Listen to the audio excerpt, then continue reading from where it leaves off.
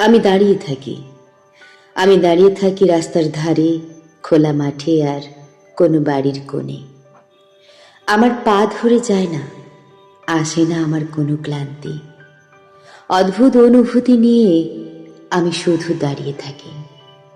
দাঁড়িয়ে থাকতে থাকতে আমি সাক্ষী থাকি অনেক স্মৃতির, অনেক উপকারবিহীন সময়ের, কিছু ভিখিরির আর্তনাদে আর গভীর গন্ধময় বিভাজনের। সেই আদ্যিকাল থেকে শুরু হয়েছিল আমার দাঁড়িয়ে থাকা। কিছু মানুষ হ্যাজাক জ্বালিয়ে ঝুলিয়ে রাখত আমার শিরায়।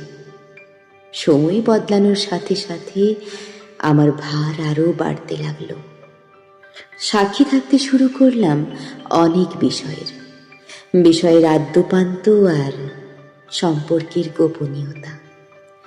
দিন রাত আলাদা হলো, অন্ধকারকে আলো আর আলোকে অন্ধকার গিলতে থাকলো। কিছু মানুষের অহংকার দেখলাম কিছু অবজ্ঞার গ্লানি। নীরব হলাম সেদিন, যেদিন উত্তর থেকে আসা ছেলেটার মাথায় গুলি করা হলো আমার নিচে দাঁড়িয়ে। মাঝে মাঝে আমার গায়ে ঝুলিয়ে রাখা আলোটা জ্বলে উঠে নিভে যায়। কিছু মানুষ সেই আলো নিভে যাওয়ার অপেক্ষায় থাকে। আজকাল একদল প্রেমিক প্রেমিকা আসে, তারা একে অপরকে চুমু খায় আর জড়িয়ে ধরে, আর আমি চোখটা বুজে ফেলি। চোখ কখন খুলতে হবে সেটা বুঝতে পারি না। চোখ খুলতে দেরি হয়ে যায়, ততক্ষণে একটা মেয়ে ধর্ষণ হয়ে যায়, পড়ে থাকে আমার পাশে। সকাল হয়, নিভে যায় আমার গায়ের আলো, কিন্তু আমি অন্ধকারে মিশে যাই। কিছু পশু পাখি আসে, আমি গল্প করি তাদের সাথে। মানুষের করুণ অবস্থা নিয়ে আলোচনা পর্ব শুরু করি, কিন্তু সেই আলোচনা শেষ হতে চায় না। কিছু আগাছা জন্মায়, আমি তাদেরকে জায়গা দিই, বাড়তে দিই আমি আমার শরীরের মধ্যে। একদল মানুষ রোজ বিকেলে গান গাইতে গাইতে চলে যায় আমার পাশ দিয়ে। আমি রোজ বিকেলের অপেক্ষায় দাঁড়িয়ে থাকি। আজকে আবারও আমার আলোটা জ্বলেনি। আমার ভয় বাড়তে শুরু করলো। এই বুঝি আবারও কোনো মানুষ এই অন্ধকারের সুবিধা পেতে হুঁত পেতে বসে আছে।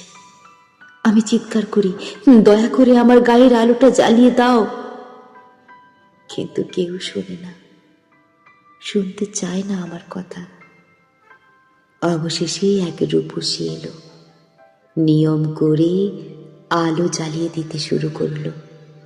এখন আর কোনো প্রকার দুর্ঘটনা ঘটে না, প্রেমিকারা চুমু খায় না, কোনো লাশ পড়ে থাকে না কোনো নির্ভেজাল যাতনা। আমি গোপনে জ্বলে উঠি, আবার নিভে যাই। সেই রূপসীর ভালোবাসার দু হাতের ছোঁয়ায় সব দুঃখগুলো ভুলে যেতে শুরু করেছি।